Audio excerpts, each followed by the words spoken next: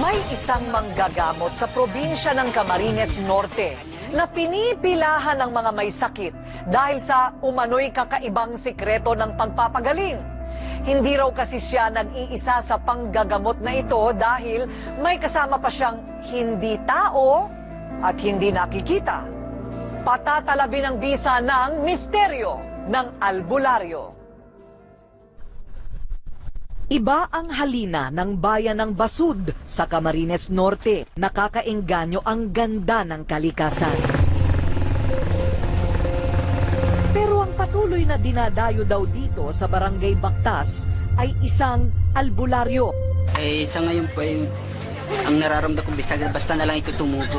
May nararamdaman ako high blood. Kung anong nararamdaman ng mga anak ko, pinapagamot ko rito. Lahat sila'y umaasa na malulunasan ang kanilang karamdaman sa pamamagitan ni Mang Rafael. Pero nababalot daw sa misteryo ang albularyong ito. Kung nagpupunta dito araw, kung saan galing pa yun, nagtsatsaga sila magpupunta dito para magpagamot lang. Kakaiba daw ang paraan ng albularyong ito dahil mayroon siyang kasama sa panggagamot.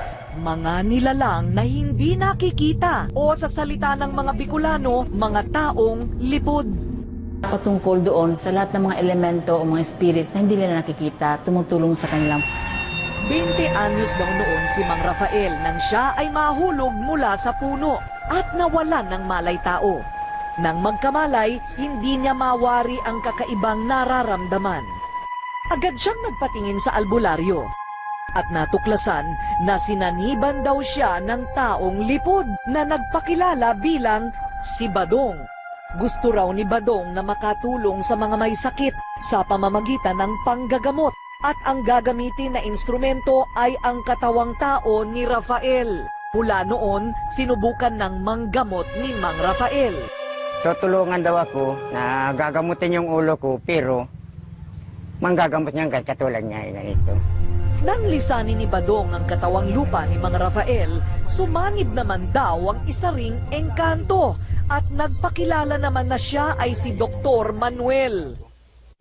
At kapag nararamdaman na daw niyang nanlalamig ang kanyang buong katawan, sinasapian na daw siya ng taong lipod. Handa ng manggamot, susuriin ang pulso at mga daliri ng pasyente at nalalaman na daw niya kung anuman ang sakit nito. Painuman ng malamig na tubig niya. Matapos magpasuri, mag-iiwan ng mga pasyente ng garapon na paglalagyan ng tubig at babalikan nila kinabukasan kay Mang Rafael. Pinaniniwalaan ng mga taga-Basud at ng iba pang pasyente ni Mang Rafael na ang paglagok sa tubig na mula sa balon ay maaaring magpagaling sa mga pasyente. Ilan sa mga sumubok na magpagamot ay sina Mary Jane na may UTI at isang dekada nang iniinda ang sakit na ulcer. Nung dinala ko nung asawa ko sa ospital, hindi na po ako nakakatayo gawa nga po nung acute ng ulcer ko sa UTI. Paglabas ko po ng ospital, nagpunta na po ako doon kay Dr. Manuel. Napagaling po yung sakit kong ulcer saka po yung acute na UTI. Samantalang si Minda naman ay nagbabakasakali na ipatingin ang kanyang anak na may epilepsy. Last November 2012 po siya, unang sinumpong. No choice po kami kasi wala po kaming pera na ibenta po namin yung mga gamit namin lahat. Para po meron kaming pamasahe tsaka meron kaming pantustos kahit papaano sa pampagamot. Kasi po yung kapatid ng asawa ko, may sakit po siya na diabetes. Halos 1 taon po siya doon nagpagamot kay Dr. Manuel. Doon po siya gumaling.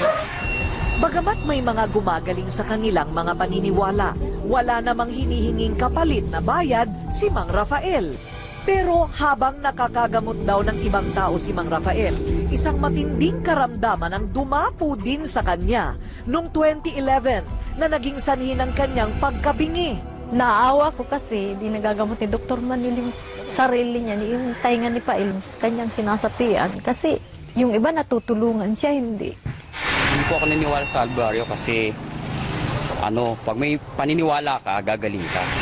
Hindi ako naniniwala sa albularyo hanggat wala pa akong nakikitang napapagaling niya. At habang may taong lipod na nakasanib umano kay Mang Rafael, tinangka ng Rated K na kausapin ito para tanungin kung bakit hindi nito ginagamot si Mang Rafael.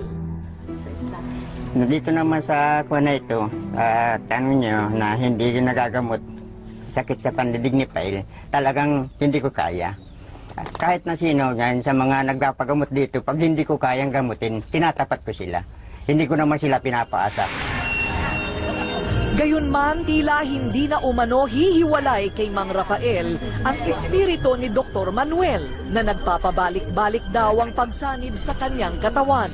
Hanggat may pasyente, walang tigil daw ang pagsanib ng mga taong lipod sa katawang lupa ng albularyo. Kami na yata ang pinakawalang sikreto sa